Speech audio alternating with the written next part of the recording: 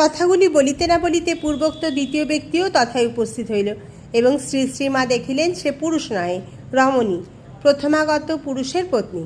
ওই রমণীকে দেখিয়া বিশেষ আশ্বস্ত হইয়া শ্রী শ্রীমা তখন তাহার হস্ত ধারণ করিয়া ও মাতৃ সম্বোধনপূর্বক বলিলেন, মা, আমি তোমার মেয়ে সারদা।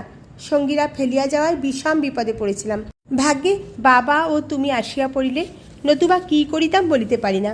শ্রী শ্রীমায়ের ঐরূপ নিঃসংকোচ সরল ব্যবহার, একান্ত বিশ্বাস ও মিষ্ট কথায় বাগদি পাইক ও তাহার পত্নীর প্রাণ এককালে বিগলিত হইল। সামাজিক আচার ও জাতির কথা ভুলিয়া তাহারা সত্য সত্যই আপনাদিগের কন্যার ন্যায় দেখিয়া তাহাকে বিশেষ সান্ত্বনা প্রদান করিতে লাগিলেন।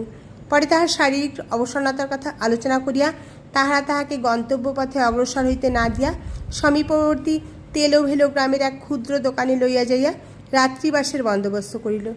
রমণী নিজ বস্ত্রাদি বিছাইয়া তাহার নিমিত্ত শয্যা প্রস্তুত করিল এবং বাগদি বাবা দোকান হইতে মুড়ি মুড়কি কিনিয়া তাহাকে ভোজন করিতে দিল।